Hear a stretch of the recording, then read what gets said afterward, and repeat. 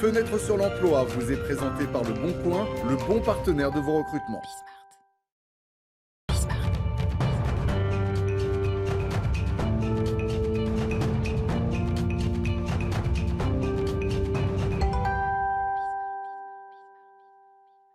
Fenêtre sur l'emploi, avec un petit peu de retard. On parle avec Florian Grandvalet. Bonjour Florian. Bonjour. Du recrutement de profils en électronique. Florian, vous êtes cofondateur d'Easy Partner. Exactement. On peut vous définir comme un cabinet de recrutement. D'ailleurs, c'est écrit sur votre t-shirt. Exactement, je porte la marque. Alors effectivement, nous, on a une histoire un peu complète, puisqu'on existe depuis maintenant 8 ans. On est rentré sur le milieu de la tech autour du digital, avec un constat qui était très simple, c'est qu'il y avait une tension très forte, il y avait énormément d'offres d'emploi et très peu d'ingénieurs. Et du coup, on s'est positionné là-dessus avec une forte différence, c'est qu'on a intégré dans notre propre société des ingénieurs, et ce sont beaucoup des ingénieurs qui recrutent des ingénieurs, et on a voulu se démarquer en étant de réels décodeurs de talent. Décodeur de talent, ça veut dire que seul un ingénieur, excusez-moi, moi qui ai fait une fac d'histoire, seul un ingénieur qui fait de la tech est capable de savoir si cette personne-là a le niveau pour... C'est ça l'idée. Oui, c'est tellement technique. Effectivement, le fond, c'est celui-ci, et ce constat et ce qu'on a mis en place nous a permis de dépasser les 1000 recrutements en quelques années. Et on a soit des ingénieurs, soit des passionnés de la tech, et on continue en interne de former nos collaborateurs pour qu'ils soient vraiment immergés dans cet écosystème-là. Et aujourd'hui, ça marche, puisque déjà, on s'éclate. Et de deux, on a des résultats, et on accompagne surtout les entreprises à développer leurs produits, à développer leurs solutions.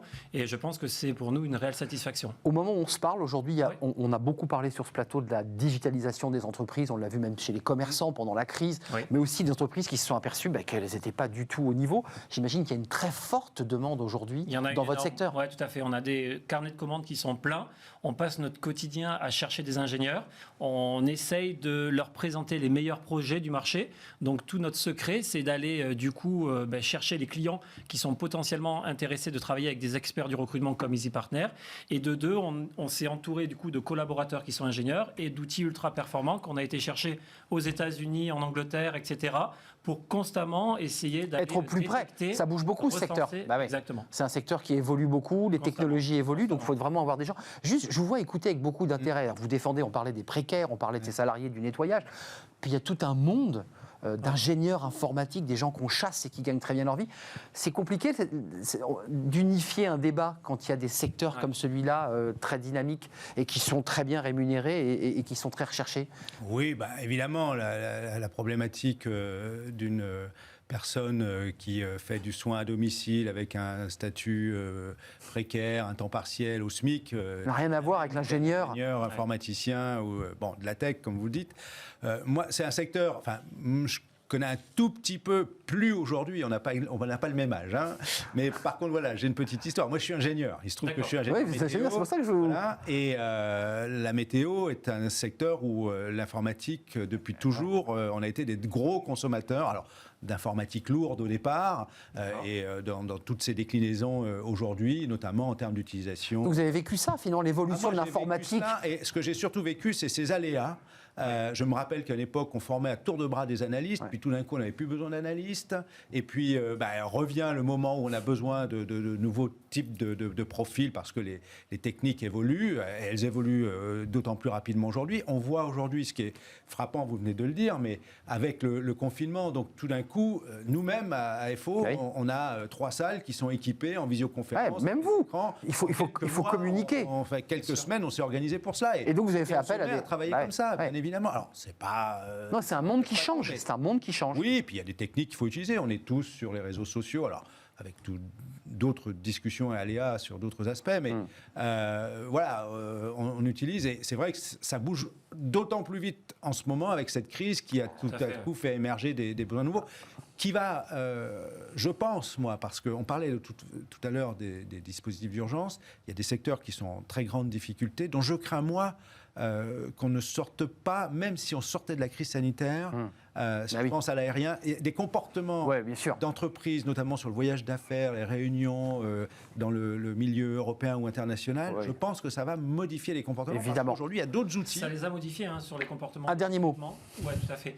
Au niveau des process de recrutement, on les a fait largement évoluer avec des visios, avec des tests techniques à distance, etc. Donc on s'est aussi nous Donc, c'est plus adapté compliqué. à cette situation. Et donc ce que je voulais dire aussi, c'est qu'on a toujours surfé en gros sur des marchés à forte tension avec les métiers du digital. Donc digital, c'est quoi chez nous? C'est tout le monde, on va dire, des études, donc tout ce qui est monde de développement, chefferie de projet. On a lancé aussi des expertises sur les métiers de la data, puisque effectivement on est dans un écosystème qui est en pleine explosion sur ces marchés-là, et sur les métiers du cloud et de l'infrastructure. Et dernièrement, du coup, c'est aussi pour ça que je voulais vous présenter ce point. Et ça sera le dernier mot. Hein. Exactement. Ah oui, parce que là, vous tirez sur la corde, hein, Florian. Ça passe vite.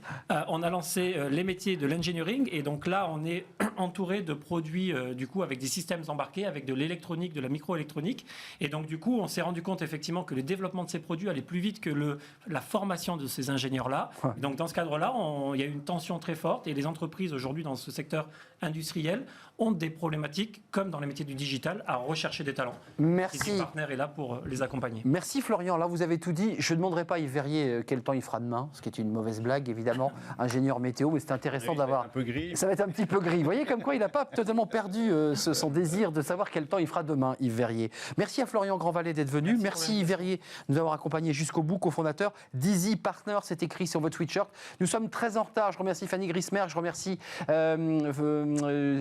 Kylian Soula, mais je n'en suis pas sûr à la réalisation. Puis je remercie toutes les équipes techniques qui m'aident à préparer l'émission. Je serai là demain en direct et évidemment, ne manquez pas le rendez-vous. Merci à vous, merci à votre fidélité. Bye bye, à demain. C'est intéressant et pardonnez-moi,